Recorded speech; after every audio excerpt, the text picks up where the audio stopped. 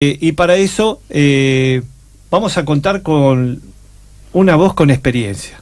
Sí, porque siempre nos surge la duda cuando escuchamos a los economistas, cuando leemos los diarios económicos, si hay o no hay crisis, por dónde viene la problemática, qué tan real es el fantasma del 2001. Si fue una corrida bancaria, una crisis bancaria, ¿qué es lo que pasó en estos últimos meses que nos tiene tan mal?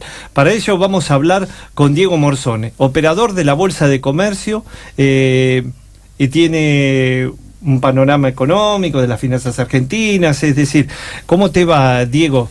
¿Qué tal? Buenas tardes. Y ante todo, bueno, te hago una aclaración. Sí. Yo no soy economista, yo soy abogado con más de 30 años de actividad en la profesión financiera. En lo financiero, que es algo, es un complemento dentro de lo que es el mundo económico, pero te diría que en un plano distinto al de la teoría. En mi caso, como operador de todos los días, estoy en contacto directo con la realidad, porque son los inversores.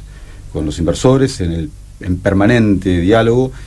Así se forman las carteras de inversión, así se nutren los inversores y quedan, digamos, en alguna medida siempre con la experiencia. El acercarse a lo bursátil a veces lleva implícito alguna suerte de temores a ver si uno está solo en esa tarea de elegir qué activo financiero, por qué, con qué expectativa. Entonces un poco la función es llevarlos, y eso es un ida y vuelta que, de acuerdo a las actividades de las distintas inversores que van pasando por la bolsa, son de una amplia gama, van nutriendo, van provocando el intercambio, van obligando a que el inversor entienda que tiene que hacer análisis político permanente, no solamente económico, sino tratar de ver todo en un contexto pobre o limitado o muy amplio, pero tratar no perder de vista el contexto de lo que se está viviendo. La coyuntura, digamos. Exactamente. Hoy ya no es solamente la economía macro, sino son las decisiones políticas y la afectación a largo plazo. Todo lleva a acción, es un principio de acción y reacción en mercados. El gobierno decide algo y uno ya está previendo cuál es el escenario o cuál es la respuesta o de la oferta o de la demanda en función de los activos. Sabés que eso va a tener un comportamiento de acuerdo a distintos segmentos de inversión que hay. Y bueno, es un poco el que nunca te gane, digamos, las circunstancias. Tratar de estar preparado para un escenario determinado. Hay una diferencia entre la visión tuya y la de un economista. Vos estás más preocupado por los inversores. También sí. Me parece que hay una visión desde el gobierno tratando de ver qué quieren los inversores, y por el otro lado, los inversores tratando de interpretar qué quiere el gobierno, porque todos dependen hay de diferencias todo. Notables, te diría. Yo no me voy a poner el rol de un economista. No, quiero decir, cuando vos dijiste claro, yo soy abogado, claro, vos estás más abocado a la visión del inversor. Sí. Ahora, explícame la mirada del inversor cuando escucha esos anuncios políticos. Depende de esos anuncios para ver si invierte o no. La reacción de la gente es muy, muy humana, te quiero decir. Están las personas más cautas, están los más conservadores, están los más arriesgados, están los que se preocupan por todo y están los que toman las cosas con bastante calma. Sí, el común denominador es escuchar y tratar de informarse, porque eso es lo que también uno les inculca desde el primer día, que hay que estar informados para todo, y en materia de toma de decisiones financieras mucho más. Claro. Entonces, pero sí, o sea, los niveles de preocupación y del lenguaje que muchas veces llega, la comunicación que llega desde los economistas, por un lado, porque tienen sus propios parámetros también de comunicación, que no es la realidad del inversor chico, mediano, grande, que se acerca a buscar cuestiones específicas, muy concretas. No se quedan con el dólar va a subir. ¿Y por qué va a subir? ¿Y de qué plazo estamos hablando? Y esa persona que te está preguntando, ¿tiene deudas en dólares? ¿Tiene obligaciones en dólares? ¿Tiene que es un importador? ¿Personal a cargo? Tiene personal a cargo. Entonces, todo va de la mano. Mirá, uno trata porque es parte del marketing financiero, del ABC, de todo esto, tratar de saber, un poco indagar cuál es la realidad de esa persona, de ese inversor, y en función de eso tratar de armar, de acuerdo a las expectativas, lo que le interesa escuchar, no lo que yo le quiera vender. Claro, ¿sabés lo que nos pasa a nosotros cuando escuchamos a los economistas, que a veces los sacamos acá, que están hoy por hoy casi en una especie de vedetismo, se tiran con teorías y hablan de inversores utópicos, porque no los conocemos, no lo bajan a la realidad y no nos cuentan lo que los inversores les preguntan o la preocupación real, sino que hablan de teorías.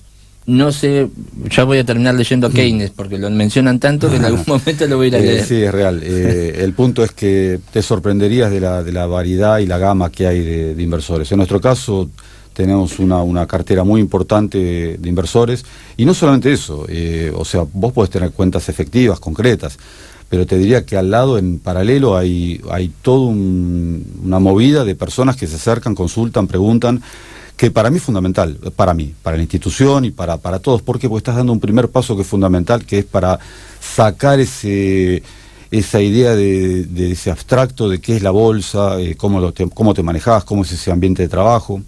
Entonces es importante ese primer paso, más allá de que se termine concretando en una apertura de cuenta.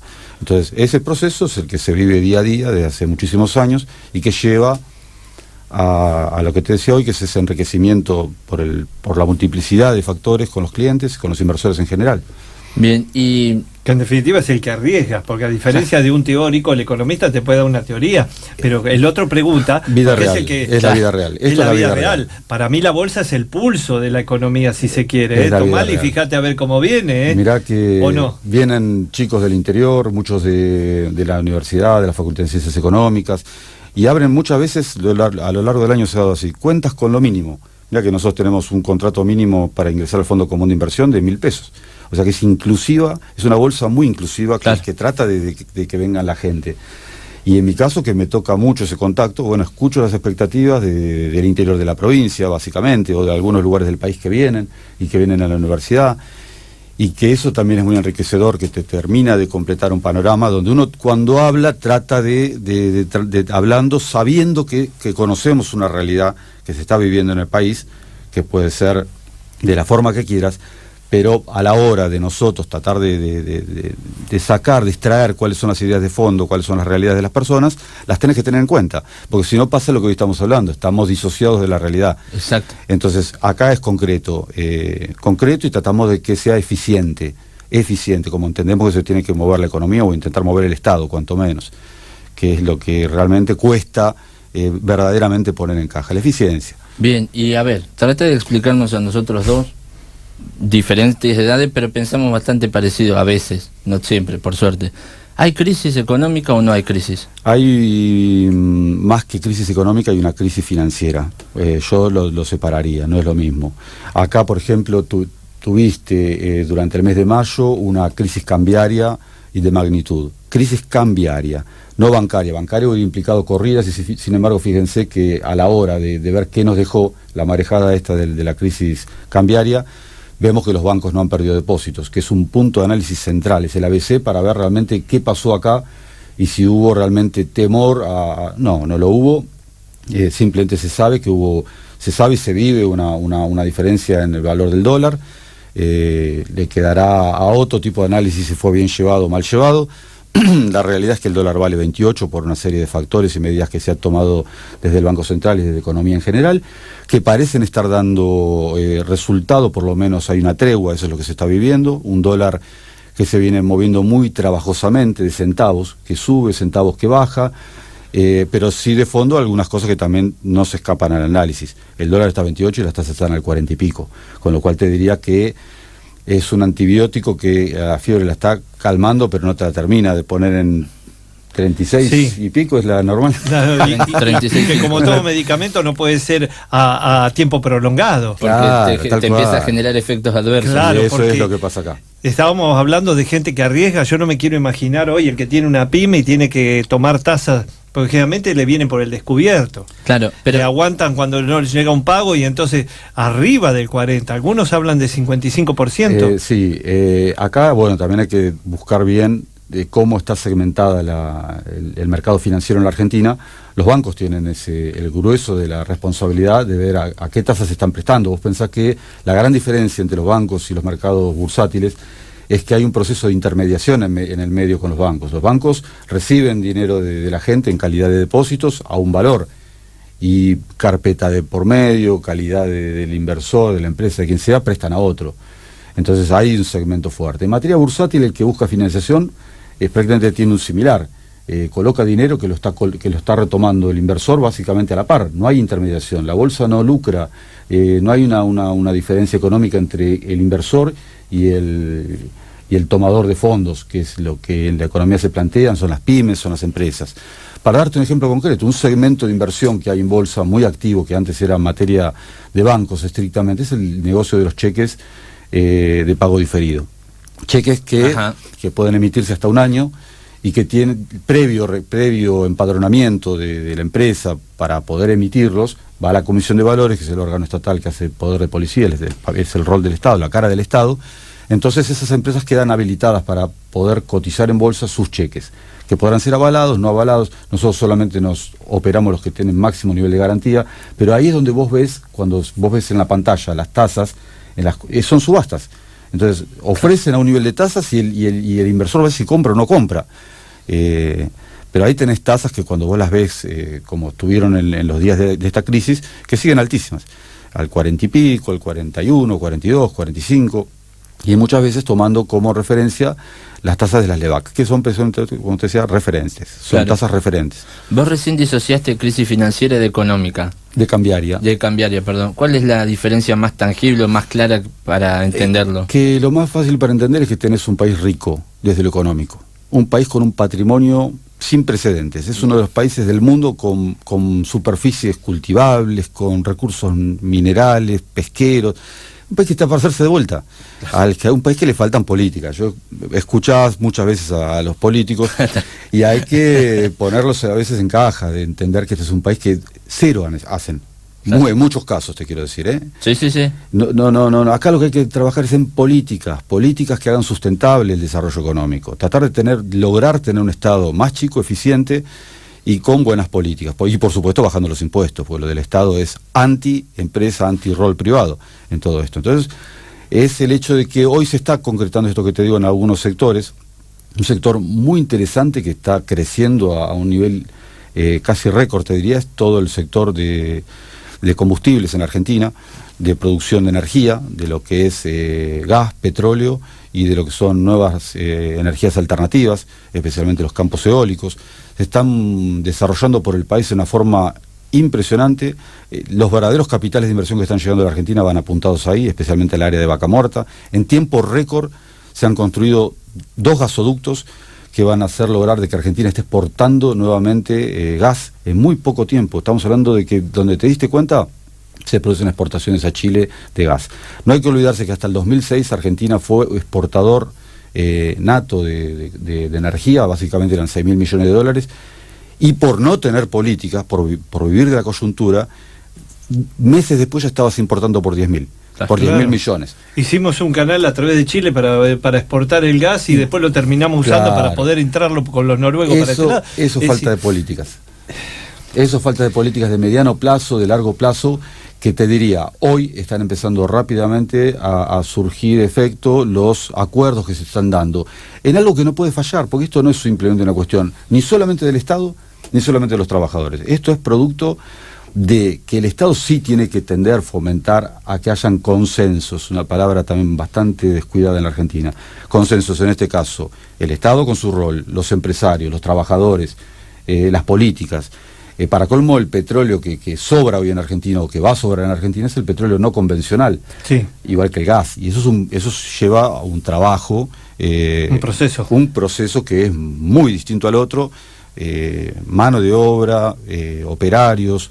A mí, cuando vos hablaste recién de consenso, se me vino a la frase una charla que tuve con un amigo que tiene locales de polirrubros, almacenes, y me dice, mira, cada vez que yo tomo a alguien, lo primero que hago es ahorrar plata para tratar de, en todo caso, si lo tengo que echar, poder pagar la indemnización. Y me quedó grabado eso, porque es un tipo laburante que tiene 2 almacenes, se rompe el lomo porque no le sobra, tiene que laburar él, y ya está pensando en ahorrar la plata por las dudas tenga que echar a alguien. Hoy en la Argentina eso es algo que habla bien de tu amigo, de tu conocido, porque es un previsor. Y una persona en la Argentina está obligada a ser previsor. Largarte al mundo de lo comercial, al mundo a la calle. Aprendió a los golpes igual. Bueno, a los golpes o como sea, en la universidad, en donde sea. Te digo, el ser previsor es prácticamente una obligación en la Argentina de hoy.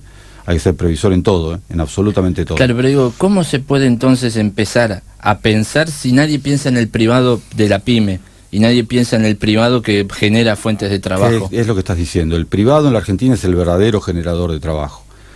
Lo que está faltando es más privados todavía, agrandar la base de los privados, que son los que más tributan, que pagan impuestos a las ganancias, y achicar el gasto público. Y achicar el gasto público. Pero o sea, ahí es tocar despidos. Ahí es ¿Cómo mucho, hacemos mucho. para que el sector privado absorba lo que le sobra al Estado cuando el Estado no los capacita? El Estado primero, mismo lo tiene que hacer. Primero, yo no me pelearía tanto con el privado. Tampoco digo andar chupándole las medias, pero por lo menos llegar a un consenso, que es lo que vos decís. Pero está complicado en esta Argentina. Fíjate vos que creo que estamos tocando el punto neurálgico, llegás al punto neurálgico de los grandes males de este país. La dimensión que tomó el Estado a lo largo de las últimas décadas. Hubo una oportunidad histórica, tal vez en la década del 90, hubo una oportunidad histórica, claro, pero te lo digo, o sea, el Estado tomó una decisión que hoy, por ejemplo, no sé, o tiempo después hubiera sido impracticable, la venta de activos del Estado. Entonces esos activos se vendían desde un concepto filosófico, económico.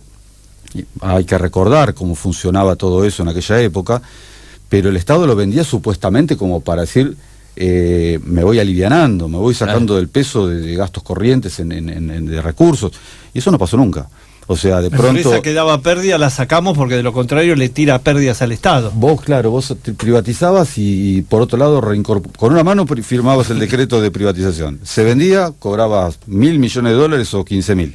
Y al día siguiente estabas tomando nuevamente mano de obra desocupada, o alguno que me escuche que venga de YPF me va a querer matar, pero no fue en todos los casos que se iban y se reincorporaban. Pero hubo muchos casos donde en definitiva terminó el reciclado, claro, y el Estado nunca terminó de acomodarse, de aprovechar a lo mejor cierto tipo de momentos para alivianar.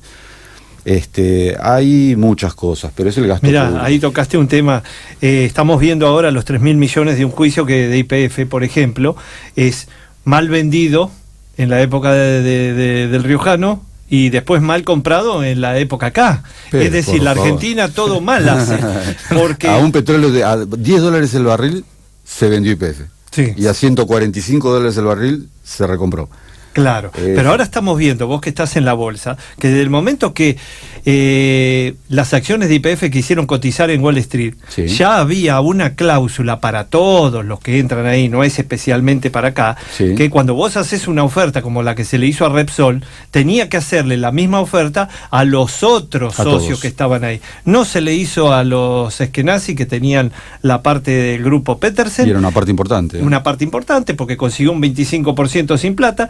Pero de ahí nace un juicio en España, un grupo que va y compra ese juicio en 12 millones que se le hicieron 15 o 21 y ahora termina pidiendo 3.000. Entonces... Sin intereses. Va a ser, ¿no?, un poco 3.000 más los intereses. Va a ser un poco ya, más. Pero para que la gente entienda, ¿no? Un juzgado que te permite ir a comprar los juicios, un grupo que no era inversores, sino que eran abogados, que vieron la cláusula, y lo que yo te decía vos el otro día, se sospecha que alguien de acá, algún funcionario de acá, dejó abierta la ventanita para después soplarle que vayan a comprar. Te voy a decir lo siguiente, cuando vos relees simplemente cuál fue la opinión del ministro de Economía de aquel entonces, él mismo lo dijo, no vamos a pisar el palito, dijo, de la oferta de acuerdo a la ley de YPF, porque nos va a obligar a desembolsar $19.000 millones. Parecía que estaba haciendo público una vivada. No, nosotros vamos por el 51, que con eso tomamos el control de la empresa y con esto lo manejamos.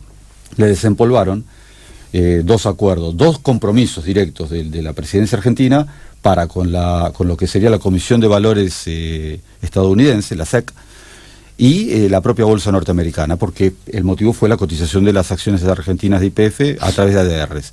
Entonces el compromiso estuvo en Estados Unidos, en cualquier lugar del mundo serio. Esos compromisos valen como ley, o sea, son compromisos asumidos por el Estado. Si vos dijiste, de acuerdo a esos preceptos, que ibas a hacer una oferta para todos, era para todos. Claro. Y no se cumplió. O sea, que dejaste abierta una puerta de par en par a un juicio que hoy, presidente, estamos hablando, son $3.000 y pico de millones. Pero a todos los que hacemos entrevistas, ministros, secretarios, políticos, lo que sea, le preguntamos, ¿no sabe, no quiere o no puede? cuando hicieron ese instrumento, cuando no le ofrecieron a los demás, ¿sabían o no sabían?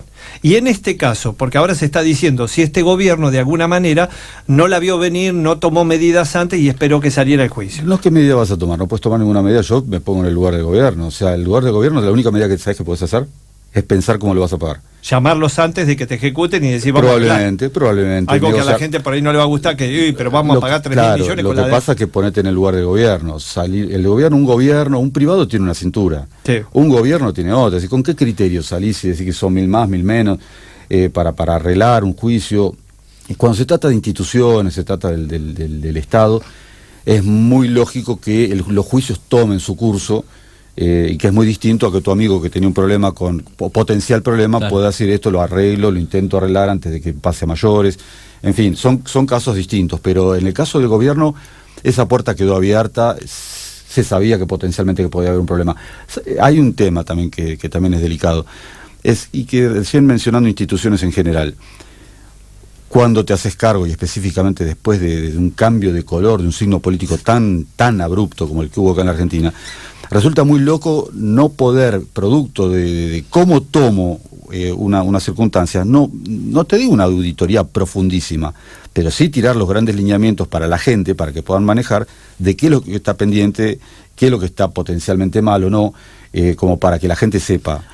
Ahí digo, a ver si me puedo explicar. La utilización política de la pesada deuda banalizó la pesada deuda real. Yo creo que sí, porque al no verlo, sí, yo te entendí perfectamente. El gobierno podía optar el primer día por hacerlo, no lo hizo. Muchos consideran que fue un error realmente grosero, porque te llevó a qué cosa, lo que vos decís, te llevó a que cada semana un funcionario, el propio presidente, decían la herencia. Entonces hoy me pasó el otro día con la nota, de golpe te dicen, pero siempre lo mismo, siempre con el tema. A mí no me gusta que el gobierno hable de herencia. Pero hay una realidad, no te dejaron una herencia, te dejaron un basural, claro. Te dejaron un panorama económico que cuando te dicen campo minado, bomba con efecto retardado, todos los argumentos caben, perfecto. Claro. Te digo la verdad, el descontrol que fue el gobierno anterior en los últimos meses de gestión, con una emisión que faltaba que compraran billetes a Indonesia para que los fabricaran y los pusiéramos en la calle. Se dejó el país o se entregó el país con un nivel de déficit en ese momento que era grosero. Lástima el gobierno que no lo puso sobre la mesa, y después de tanto hablar de la herencia, el tema terminó diluido. Cuando yo te digo de golpe, te aparece un juicio y son 3.000 millones de dólares a pagar, cuando estás queriendo ahorrar 25.000 millones, perdés 84.000 por un juicio. Ahí es donde vienen esas dicotomías que realmente te hacen plantearte muchas cosas. Y ahí son nuestras críticas, porque vos querés introducir este tema y te saltan de un lado y te dicen, pero pará, dejá de hablar del gobierno anterior, fíjate lo que hizo. Entonces vos decís, bueno, esperá, el gobierno anterior, el gobierno kirchnerista, nos dejó esta bomba de tiempo y estos no la saben resolver. Sí, bueno, pero hablemos de y cuando querés explicar el descalabro que vos estás describiendo, ya no te escuchan más. Entonces es muy difícil construir. Bien planteado, sí. A ver, cuando sacamos a Moreno acá, él habla de la década ganada, pero no cuenta los últimos 2 años. Fue fantástico. De los 12 dijo los últimos 2. Mencionando precisamente ayer en un programa de televisión, Samid habla y dice, ¿y qué querías que no se ocupe si él es secretario de Comercio? Todos los temas eran referentes para que él los hablara. Sí, pero el periodista tampoco le dice que no era cuestión de los rubros en los que se metía, es que desarticuló al INDEC. No se puede creer, si vos pensás hoy que parte de la seriedad de este gobierno, la que le quede, la mucha que tenga, lo que quieras, es lo institucional, es recuperar la función de las instituciones. Recuperar INDEC, creo que para nosotros que vivimos de tener estadística confiable, que el país la tenga, no para los inversores solamente, para el desarrollo global, estadísticas confiables, hoy las tenés. Dudaría que el Estado sea incapaz, pero ni loco, de interferir. Vos sabés que durante décadas el INDEC trabajaba en forma secreta. El formuleo, la composición del índice, pensar que una persona iba a decir, ¿cuánto querés la inflación? ¿El 0,9? ¿El 0,75? ¿El 0,80? Y era lo que pasaba. Trabajaste años sin saber realmente cuál era la verdad. Es que imagínate una especie de enfermedad que tenés y le mentís al médico llevándole... no tenés todos los datos. Y los pocos que tenés no sabés si son ciertos. Le mentís los registros. Bueno, por claro. A ver, vamos a seguir esa línea. Este gobierno ahora le da re mal porque le da 3,3 de promedio. Y ahora la inflación... la inflación se fue. pero si tenemos un buen diagnóstico, por peor que sea, a partir de ahí podemos trabajar. Cuando hablamos con Moreno, que te acordás que nos dijo, pero nosotros estábamos en menos de un dígito, estábamos entre el 6 y el 8. Pero los datos no son reales. Me dejaste las tarifas afuera. Cuando querés acordar... Los servicios subvencionados. Sí, parece que nos olvidamos de eso, ¿eh? Que acá por una pizza era el equivalente. Que nos vamos a olvidar, ¿sabés cómo le salimos al cruce? Es más, vos mirabas lo que ponía el INDEC, y de pronto los alimentos que eran esenciales, y por el otro lado, castración de gato, coladores, palangana, algo que no movía, que estaba encima, le daba -4 para que no se vaya tan arriba, a pesar de la mentira. Entonces, ¿cómo podemos construir con eso? No podemos. Yo personalmente creo que antes de construir en lo económico tenés que recuperar las instituciones, y es lo que este gobierno en alguna medida es lo que yo personalmente le destaco. Recuperación de instituciones. Es muy difícil de hablar de que vos vas a salir a provocar desarrollo, crecimiento. Yo digo, y si las cosas están mal planteadas desde lo institucional, realmente me parece que es el camino equivocado. Lo institucional es vital. Recuperar la credibilidad en el país, en el Estado. Y entre ellos rubros que va a costar mucho, la justicia. Hay un descrédito muy fuerte en la sociedad planteada, no solamente a un sector. Y ahí va mi crítica, esta es mía, digo, otra vez mi crítica hacia este gobierno, porque la justicia venía mal vista del gobierno anterior, y lo primero que hace este gobierno es darle libertad para que el segundo juez más enjuiciado se haga cargo de una de las causas más importantes. Lo que te digo, estás hablando de un poder del Estado. Claro. No es un ente descentralizado donde va el gobierno, mete mano y provoca cambios. Claro, pero es mejor que ellos se reorganicen solo a que un gobierno le esté diciendo lo que hay que hacer. Eso es fantástico. Es que vos tenés un poder del Estado, es la justicia específicamente. Lo ideal sería que ellos tomen la bandera de decir que están trabajando lento, ¿qué es lo que le falta? Dicen, no, nos está faltando 70 computadoras, vamos, te las financiamos. ¿Qué es lo que necesitas? Más personal, necesitas esto, pero ¿qué necesitamos de fondo? Juicio por jurados, ¿cómo está la realidad? Vos sabés que cada provincia tiene en alguna medida la posibilidad de manejarse. Entonces, el tema es complejísimo, no te digo que esto se resuelve con un decreto, juntándose 4 personas en una mesa. Es un poder del Estado, con todo lo que implica. Entonces deberían hacer de la propia justicia una reforma, proponerla, ver a una iniciativa propia de ellos, y hoy es uno de las cuestiones que están pendientes para el futuro. Cuando hablamos con Moreno, dijo una frase que la tenía que explicar, y él dice, esto lo tengo que explicar porque cuando digo el título mis propios compañeros me salen al cruce. Él dijo, el problema no es el FMI, porque él explicó cuando cuando Néstor firmó con el FMI, dice, el problema es cómo manejás los fondos que te manda o te emite el FMI.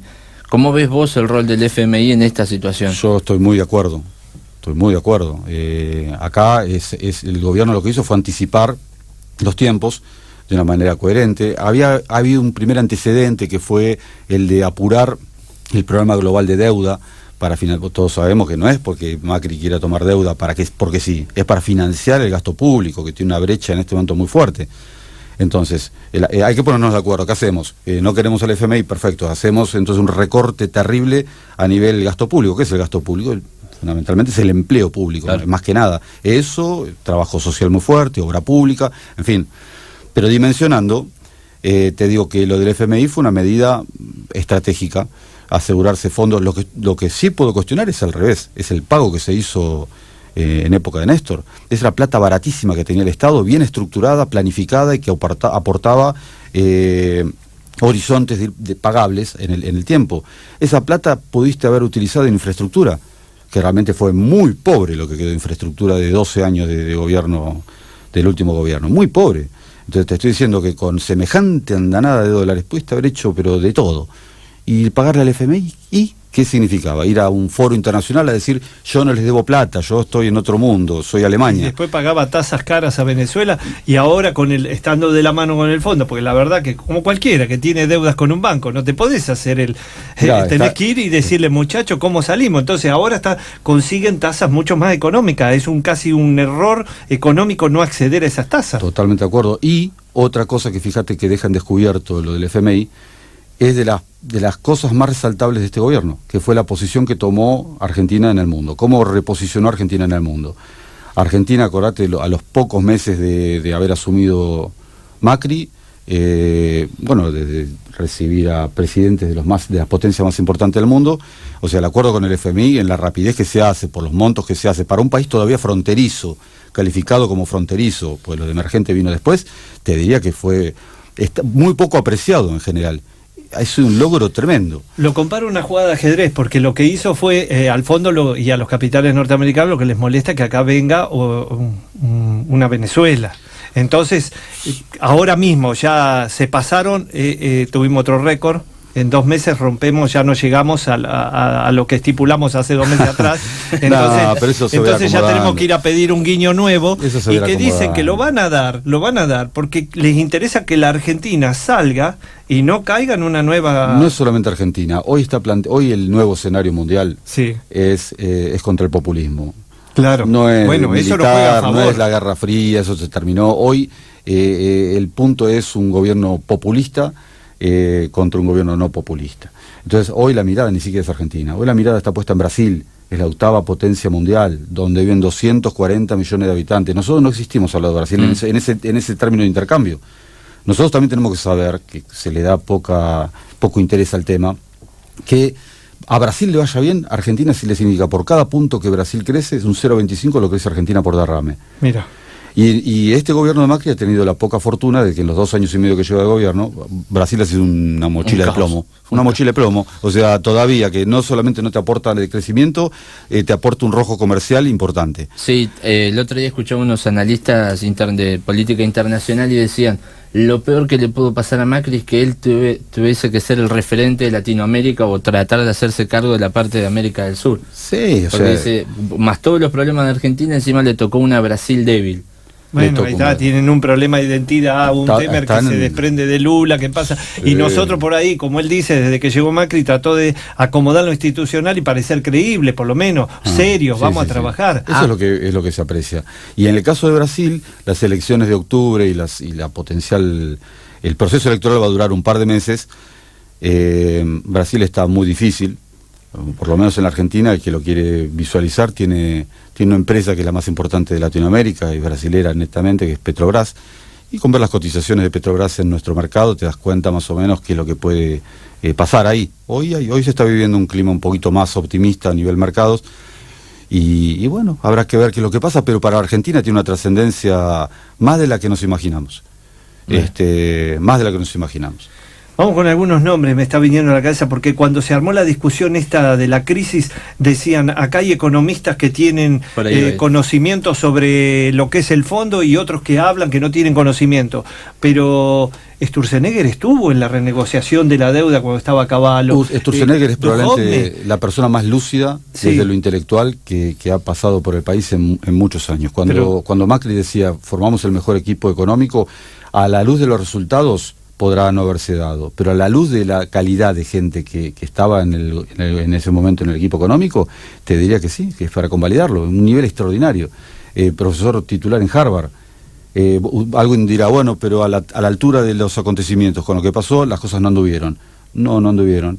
Es un país muy complicado, muy difícil. Ojalá el rumbo se enderece cuanto antes, pero bueno. ¿Y cuánto tiembla el mercado cada vez que se cambia de un ministro de Economía, se hace reestructuración? Cada vez menos. ¿A meses? Cada vez menos. O sea, en los 80, una etapa que la viví perfectamente, te digo, temblabas cada vez que se suponía que alguien se iba a ir. Ni hablar en los 90, cuando cada vez venía la amenaza de que Cavallo se iba. El voto cuota, era un temor reverencial de que el hombre se fuera y dejara la economía como en los 80, viste, a la deriva.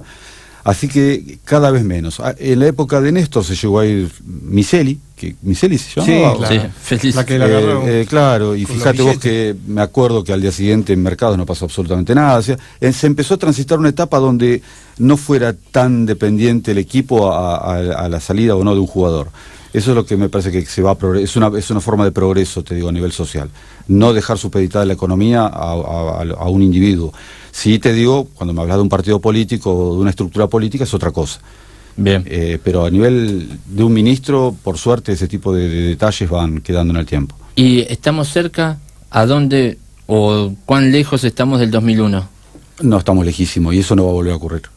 Bien. No va a volver a ocurrir. En ese momento tenías un sistema financiero muy frágil, destrozado, tenías todas las provincias argentinas, que fueron las verdaderas causantes de la crisis, que estaban en condiciones deplorables, todas con títulos emitidos, todo estaba en una situación terriblemente precaria y mala.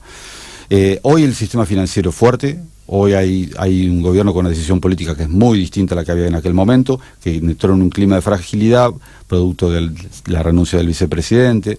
Entonces, hay que recordar muy bien cómo fue ese panorama también en lo económico. Te diría que es un contexto categóricamente distinto, que no estamos ni cerca de que eso suceda, ni eso, ni ningún tipo de medida financiera que uno diga pueda alterar la vida de los argentinos a nivel, que tengan que ver con los bancos, te quiero decir, no tiene nada que ver. Bien. Lo que se está tratando es devaluación o dolarización, ¿no es cierto? Y me remito a la época justamente de Cavallo, y en un momento alguien dijo, es menos doloroso para la gente dolarizar que devaluar, y acá vos decís que eso no va a suceder. No, yo no digo que no vaya a suceder, por el contrario, creo que es una alternativa que este gobierno o alguno que venga el día de mañana podría plantarse. Te voy a decir un dato que ya es conocido porque más de uno ha tomado ese dato. Argentina es el segundo país del mundo en utilización de dólar en efectivo, claro, con los riesgos que eso conlleva, deterioro del billete, seguridad, no aceptación al 100%. O sea, vos no vas a un local con $100 para pagar ni con un billete. Y no de lo 10. Tiene aceptado, pero funciona el dólar. Intenta, precisamente la intervención de Sturzenegger intentaba liberalizar al máximo posible la comercialización de dólares. No terminó de implementarlo, pero es un paso previo a tal vez a una dolarización. Ya que está tan arraigado, claro. Han querido a trompadas decir que la gente no valuara un departamento en dólares, que lo valuara en pesos. No lo consiguieron, pues está implícito en la gente. Es lo que pasa, el principal país del mundo en manejo efectivo es Rusia. O sea, Rusia. Sí, Rusia. Supuestamente son los enemigos ancestrales. No. Y la moneda en Rusia podría ser el dólar. Decime que el segundo es Estados Unidos. No, bueno, a ver. Los principales países del mundo son Rusia, Argentina, Francia, en manejo de efectivo, en dólares. Para los inversores, ¿qué es lo peor, la peor palabra que le podemos decir? ¿Qué es corralito? ¿Qué puede venir? Obviamente son palabras traumáticas que han dejado heridos en personas que tienen más de 40 años, hoy 50 años.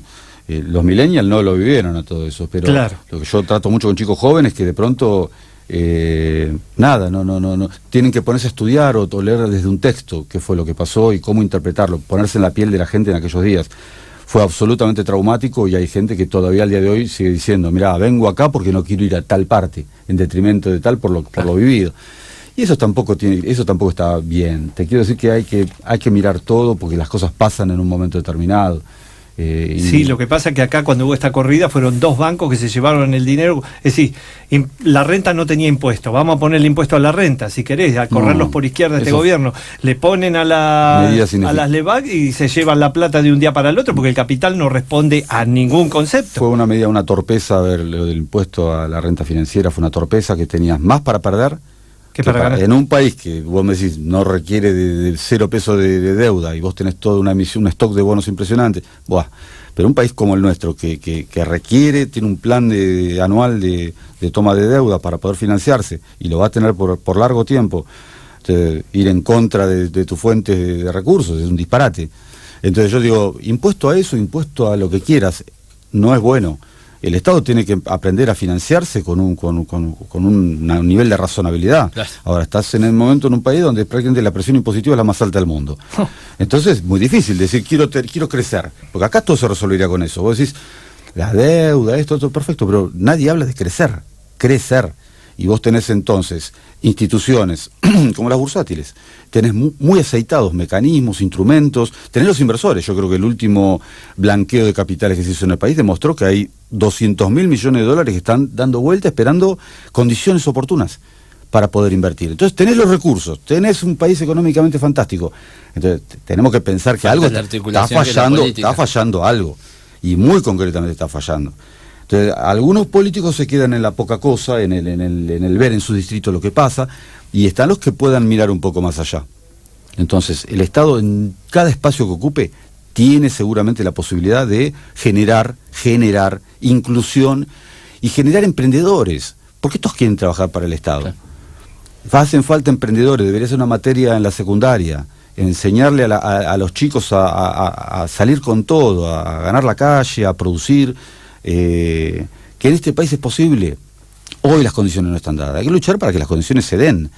Pero si vos me preguntás a mí, mirá, primer día de gobierno de este gobierno, del que venga mañana, tenés la capacidad, porque generás la confianza para obtener entre 50 y 70 mil millones de dólares.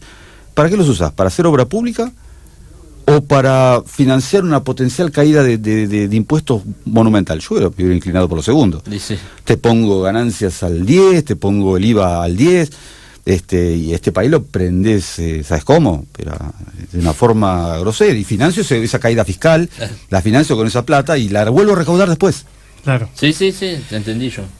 Tenemos de todo menos tiempo. Se nos terminó, se nos pasó. Parece mentira lo que hemos estado hablando, pero necesitábamos esta visión que hasta ahora no la teníamos. Así que por ahí te vamos a convocar para otro momento, pero porque la charla es muy grata y abarca muchos aristas.